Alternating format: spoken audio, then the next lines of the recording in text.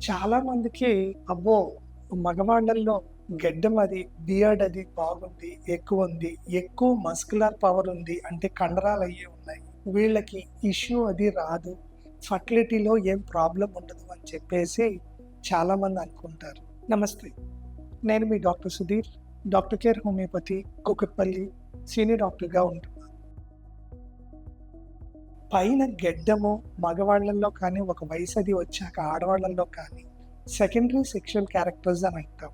అయి హార్మోన్స్ ద్వారా అయి ఆ ఏజ్‌లో పెరగటం అది మొదలుపెడుతూ ఉంటుంది. సో, మగవాళ్ళల్లో ఎక్కువ గెడ్డం అది ఉన్నది ప్లస్ కండరాలయ్యి బాగున్నాయి అంటే వాళ్ళకి ఎరెక్టైల్ డిస్‌ఫంక్షన్ అది ఉండదు. At the same time fertility issues ఏమీ ఉండదు.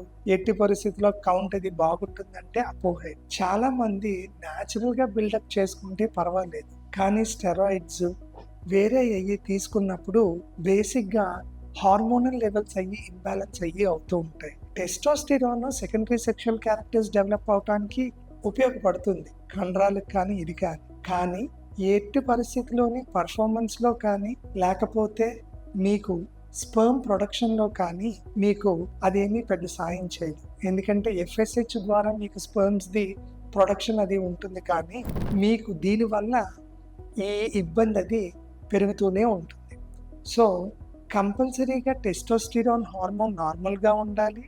ఎట్ ద సేమ్ టైమ్ మీకు ఏమంటారు వీర్య కణాలు అంటే వృషణాల దగ్గర మీకు ఏ ప్రాబ్లమ్ అది లేకుండా ఉండాలి. వృషణాల దగ్గర యూజువల్‌గా ఏ ప్రాబ్లమ్ అది ఉంటూ ఉంటుంది. వెరికోసిల్ కానీ, హైడ్రోసిల్ కానీ. సో, ఎప్పుడైతే ఇక్కడ రక్తనాళాలకి అడ్డది పడుతుందో లోపల మీకు వృషణాల్లో టెంపరేచర్ పడిపోవటం వల్ల వీర్య కణాలు చనిపోతూ ఉంటాయి. సో, కంపల్సరీగా మనకి హార్మోన్స్‌తో పాటు మనకి వీర్య కణాల ఉత్పత్తి జరగటానికి మెరుగైన వాతావరణం అది వృషణాల్లో ఉండాలి కాబట్టి ఈ 2 ఉన్నప్పుడే మనకి వీర్య కణాలు అన్నది లోపం లేకుండా ఉంటుంది.